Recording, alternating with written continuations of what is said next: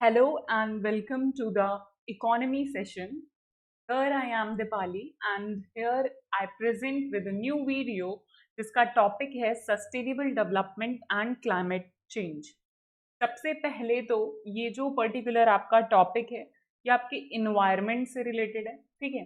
तो आप ये याद रखना कि ये आपके दोनों ही जगह पे काफ़ी ज़्यादा काम आएगा और इससे रिलेटेड मैं आपको एडिशनल चीज़ें भी देती चलूँगी यहाँ पे जो आपको याद रखना है from the examination point of view. Also यहाँ पे क्वेश्चन भी पूछूंगी जिसका आंसर करना है, प्लस आपका करंट अफेयर का क्वेश्चन भी मैं लास्ट वीडियो में पूछूंगी, सेशन के लास्ट में पूछूंगी। तो प्लीज इस चीज को ध्यान में रखते हुए चलिएगा।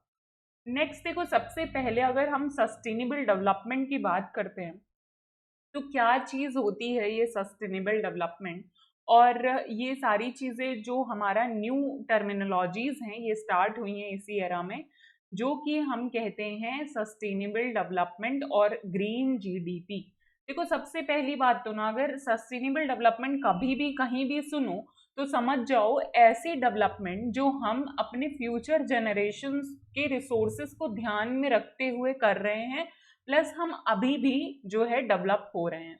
अब वो सारी चीजें हमको बचानी कैसे हैं, जो हमारे ग्लोबल इश्यूज इस वक्त फैले हुए हैं।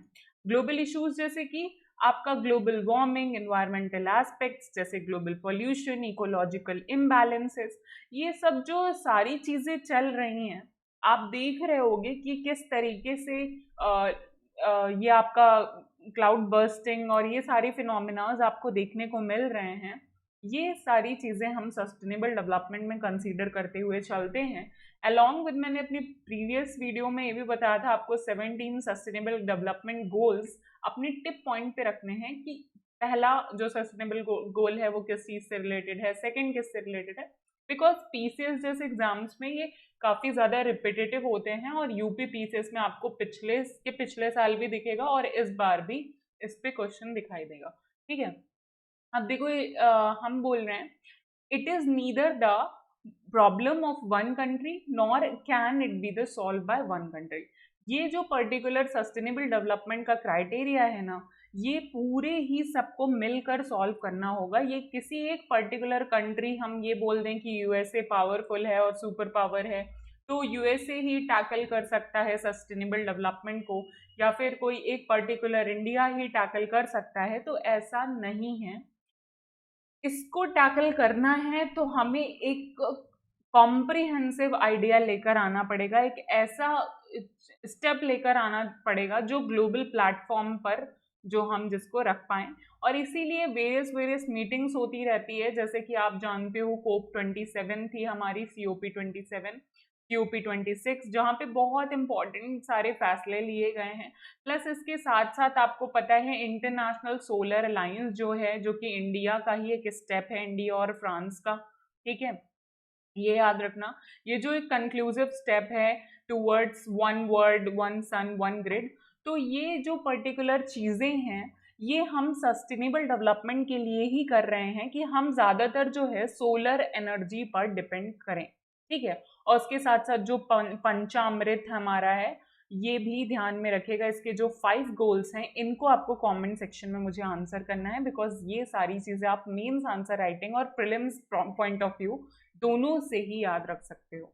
अब देखो इसकी नीड क्या है। This is about the present generation ability to meet its own need but without compromising on the ability of the future generation. तो कभी भी सस्टेनेबल डेवलपमेंट से रिलेटेड कोई टॉपिक मिल जाए, एसे में मिल जाए या किसी चीज में भी मिल जाए, तो आपको ध्यान में रखना, आपको ऐसे कुछ वर्ड्स यूज करने हैं अपनी आंसर राइटिंग में कि ये प्रेजेंट जनरेशन की एबिलिटी को तो मीट करेगी ही, प्लस हम कॉम्प्रोमाइज नहीं करेंगे फ्यूचर जनरेशन की एबिलिटी को, ठीक है। It is about a better environment for the future generation rather than what the present generation has inherited, है ना। Even though there has been a conscious on the consciousness on the issue of sustainable development. अब Earth summit हुई थी during 1992, तो ये पहला आपका factual question है जो आपको याद रखना है कि जो अर्थ समिट हुई थी 1992 में, उसमें बहुत सारे उसके बाद बहुत सारे इंटरनेशनल कन्वेंशंस आए थे जो कि हमारे सस्टेनेबल डेवलपमेंट की बात करते हैं, और यहीं से SDGs वगैरह का भी आइडिया निकल कर आता है। लेकिन एक चीज ध्यान रखना, हमारा ये जो ओजोन वाला पर्टिकुलर चीज है, इसको भी ध्यान रखना, बिकॉज करंट में इस वक्त ओजोन का आपने पढ़ा होगा, आज ही के न्यूज़पेपर में था कि अंटार्कटिका में बहुत बड़ा एक होल हमें दिखाई दिया है। बट उसके पीछे का रीजन ये नहीं बोला जा रहा है कि ओजोन होल CFC वगैरह से निकलने के कारण या फिर जो हमारे HFCs हैं उनके कारण हो रहा है, बल्कि उसका एक अलग रीजन बताया गया है इन द न्यूज़पेपर। अगर आप न्यूज़पेपर रेगुलर पढ़ते हो तो you know the reason behind it, ठीक है? तो वो भी आप बताते चलिएगा in the comment section. Along with that आपको कुछ ओजोन लेयर्स, आप देखो जैसे ही ऐसे करंट अफेयर में क्वेश्चन पढ़ा करो ना कि ठीक है ओजोन लेयर आया है, न्यूज में है, ओजोन डिप्लीट हो रहा है, तो उससे रिलेटेड जितने भी आपके इन्वायरमेंटल जो कन्वेंशंस हुए हैं, like Montreal protocol, Vienna convention, तो ये सारी चीजों को आपको तुरंत वहीं पे तैयार कर लेना है, ठीक है?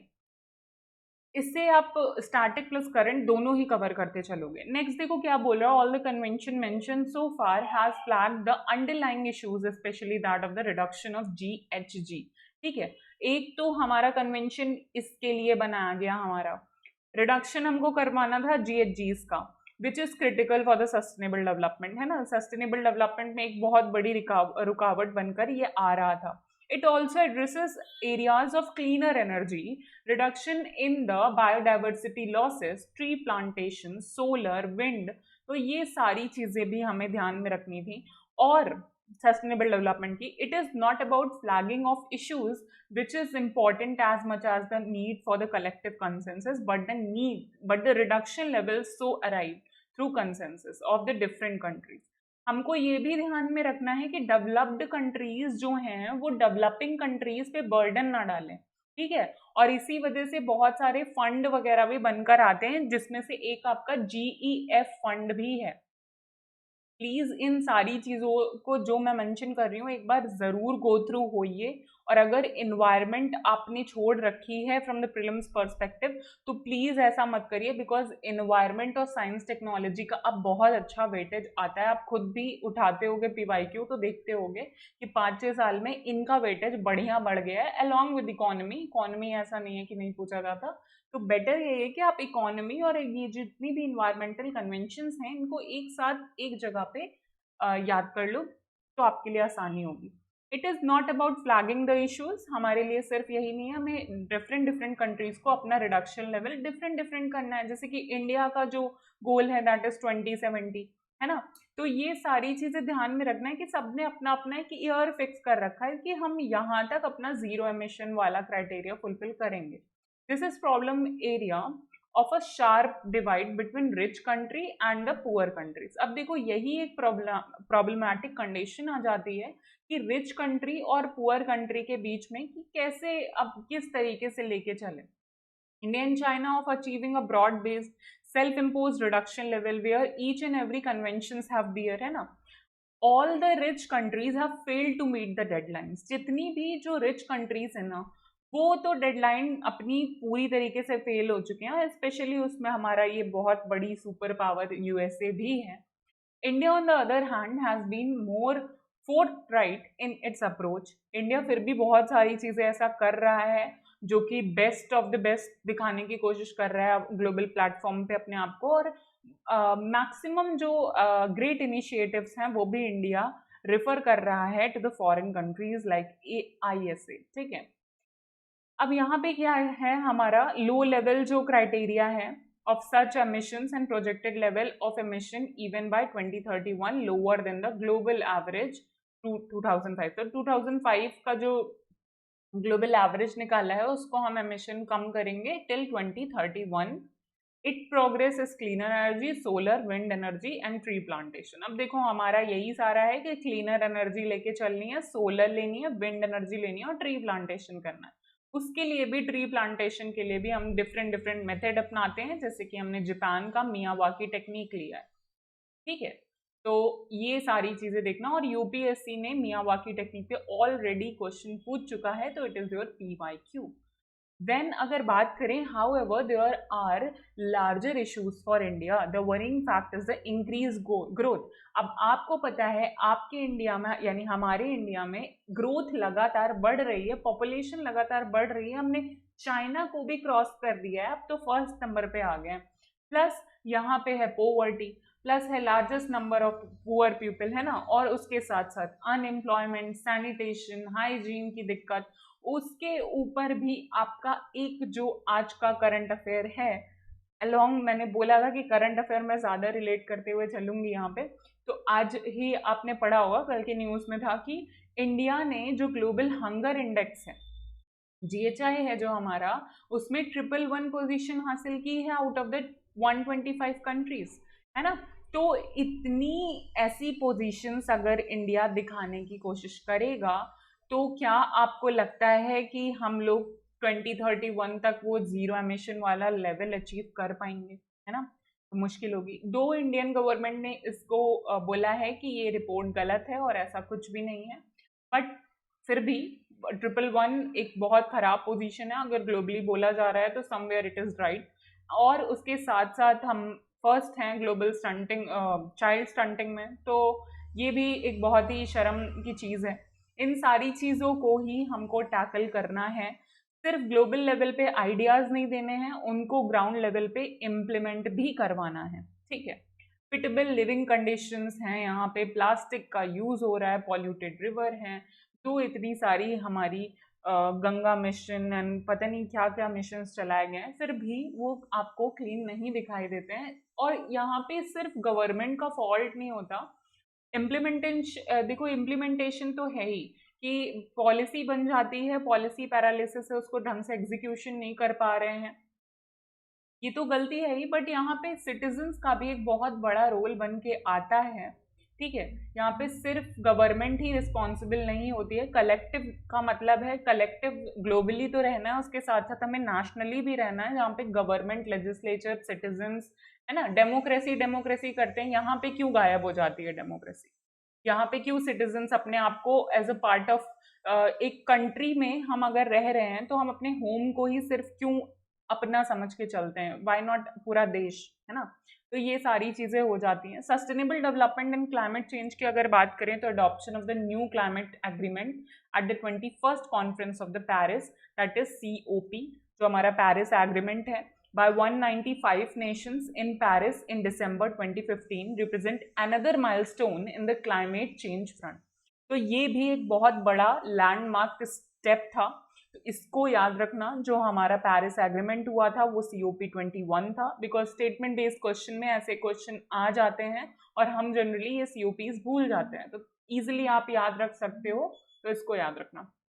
देन नेक्स्ट है आपका the Paris agreement set a road map for all the nation in the world to take the action against climate change in the post 2020 period। तो post 2020 period में जितने भी हमारे, ऐसा था हमारा कि हम मिलेनियम डेवलपमेंट गोल हमने बनाया था, that is MDG, that were in the place of 2000 to 2015, but ये अचीव नहीं हो पाया था, ठीक है। हमने ये मिलेनियम डेवलपमेंट गोल बनाया था 15 साल का, और इसमें हमने सोचा था कि सस्टेनेबल डेवलपमेंट कर लेंगे अचीव, बट ऐसा नहीं हुआ।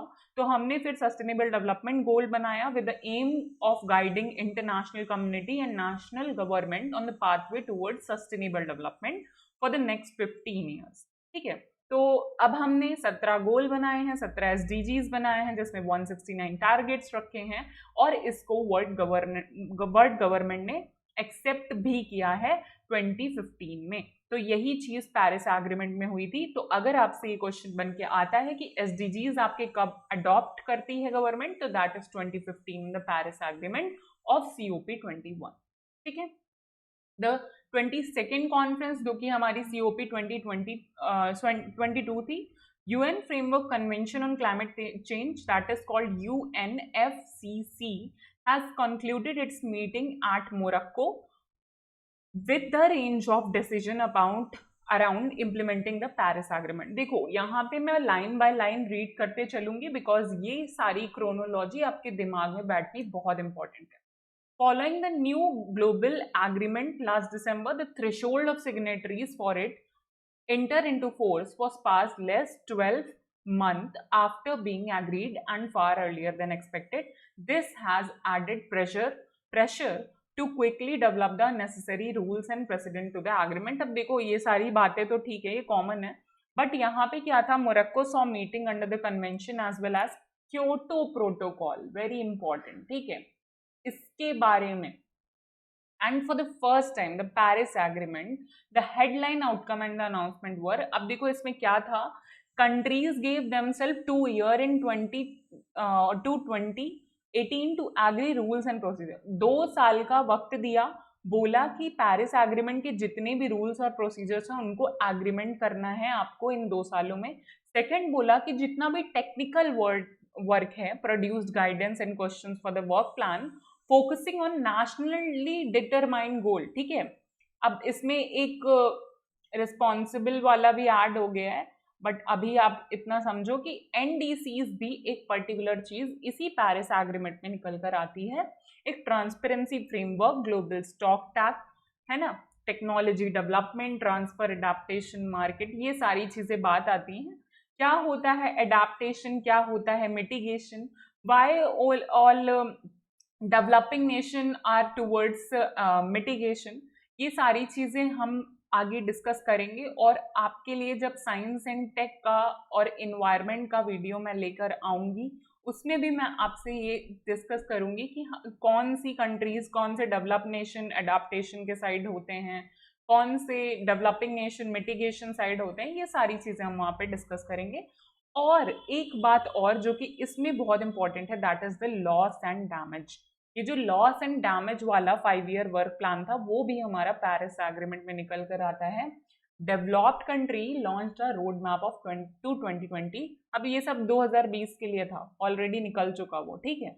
उनने एग्री किया था कि गोल $100 billion per annum on the climate finance पे डेवलपिंग कंट्री को हम 100 बिलियन पर एनम देंगे, जो कि इनने फुलफिल नहीं करा, तो ये भी आपका फुलफिल नहीं हुआ था। बट याद रखना पेरिस एग्रीमेंट में क्या क्या चीजें हुई थी। A statement of the need for action in countries will to act was agreed. Marrakech action, proclamation for our plan, our climate and sustainable, ये सब बकवास, इसमें बहुत सारी चीजें करी गई थी जो कि इम्प्लीमेंटेशन के टाइम पे बेकार हो जाती हैं सब।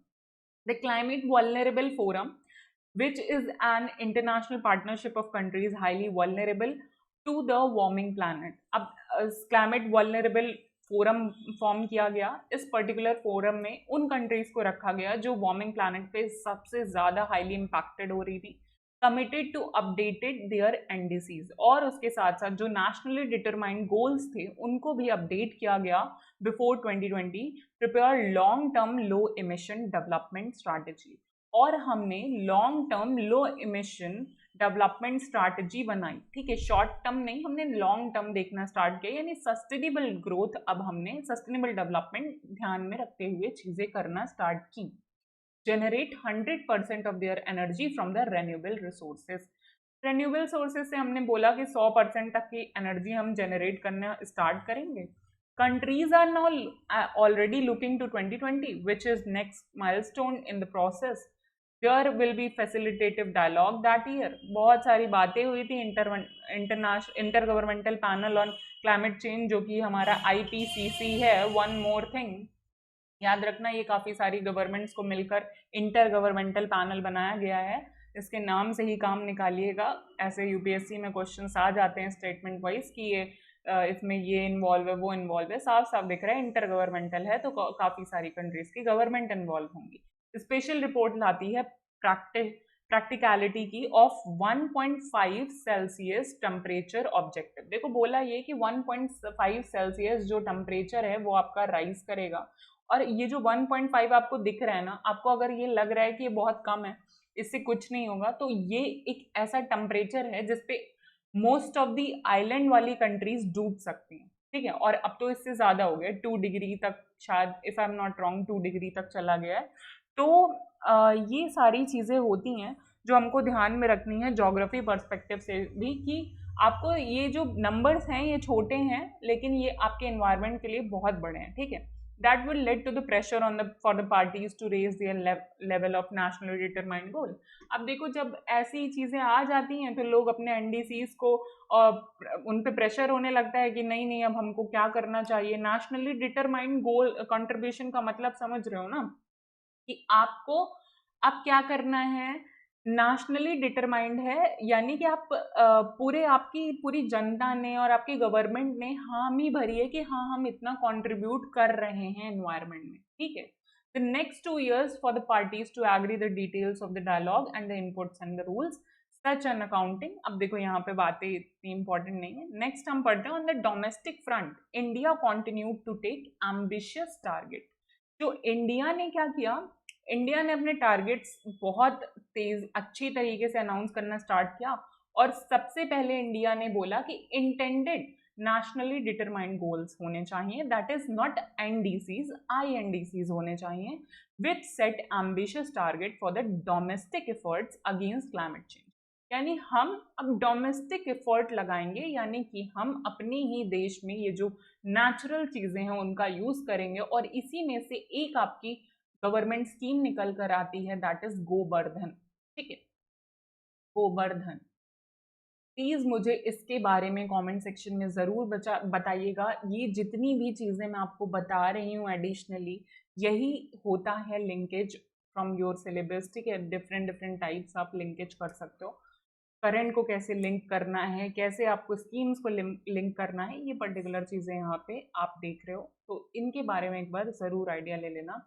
Our country has itself set an ambitious target of reducing its emissions intensity of GDP of its GDP by 2030 by 33 by 33 to 35% by 2030 as compared to 2005 level। यानी 2005 के लेवल से हमें 2030 तक 33 से 35% तक की जो है एमिशंस को कम कर देना है, ऐसा बोला। उसके साथ साथ अब देखो यहाँ पे बात आती है इंडिया के स्टेप्स की। तो अगर मेंस में आ जाता है कि what are the contribution, what are the steps taken by India to tackle the climate change, to tackle the global warming, these all kind of question, तो कैसे टैकल करना है आपको, सिंपली लिखना है कि India has also taken the initiative of setting up ISA, ठीक है, इंटरनेशनल सोलर अलायंस भी तो भाई किया है हमने, N alliance of 121 solar resource rich countries. इसमें हमने ट्रॉपिक ऑफ कैंसर और ट्रॉपिक ऑफ कैप्रिकॉर्न के फुल्ली या पार्शली बीच में आने वाली कंट्रीज को घेर लिया है और उनका एक गुट बनाया है 121 सोलर रिसोर्स कंट्री का, जिसमें हम ISA वाली स्कीम चलाएंगे। This alliance was jointly by the prime minister of India and prime minister of France. यानी फ्रांस और इंडिया ने मिलकर किया है on 30th of November 2015 eight Paris on the sidelines और अ 21st conference of the parties of UNFCC, यानी कि COP21 में, ठीक है, ये याद रखना। COP21 ये वही COP है जहां पे आपका पेरिस एग्रीमेंट हुआ था, तो ये मत भूलना। और इसमें कंफ्यूज भी मत होना कि अगर कोई बोले कि पेरिस एग्रीमेंट क्या, पेरिस एग्रीमेंट में ही हमारा ISA वाला कॉन्सेप्ट आया था। यस, उसी टाइम पे हमारा ISA वाला कॉन्सेप्ट आया था। Is that clear everyone? तो इन सारी चीज़ों को ध्यान में रखो और आई होप आपको यहाँ तक चीज़ें समझ में आई हैं। अगर समझ में आई हैं तो please write down in the comment section, और इन सारी चीज़ों को मैं और ज़्यादा इम्प्रूव करने की कोशिश करूँगी। अब देखो, इसमें कुछ नहीं था। ISA में Paris declaration on ISA states that countries share the collective ambitious to undertake innovative and concerned effort। हम इनोवेटिव और कंसर्न्ड एफर्ट लेंगे, फाइनेंस और टेक्नोलॉजी को डेवलप करेंगे, कॉम्पिटिटिव बनाएंगे, ये सारी बात करी। यानी ओवरऑल हमने सन की एनर्जी पे फोकस करना स्टार्ट किया था, ठीक है, तो ये याद रखना। और आपका होमवर्क ये है कि मुझे आप बताओगे इन द कमेंट सेक्शन कि जो हमारा ग्लोबल हंगर इंडेक्स है उसमें हम कौन कौन से 4 क्राइटेरियाज को लेके चलते हैं, उसको आपको बताना है मुझे इन द कमेंट सेक्शन। प्लस ये जितनी भी चीज़ें मैंने आपको बताई हैं, जैसे कि अभी हमने गोवर्धन देखा था, ये गोवर्धन क्या है, आईपीसीसी के लिए तो मैंने आपको बता ही दिया, क्योटो प्रोटोकॉल के बारे में और मॉन्ट्रियल, ये दो मॉन्ट्रियल प्रोटोकॉल के बारे में आप समझाओगे। मियावाकी टेक्निक हमने जापान से ली है, ये ट्री लगाने का एक मेथड है, सस्टेनेबल डेवलपमेंट के ही तरफ एक अप्रोच है हमारी, ठीक है। आई होप आपको वीडियो पसंद आया होगा। प्लीज अगर पसंद आया है तो like the session, share the session and subscribe to the channel. Thank you so much. जय हिंद।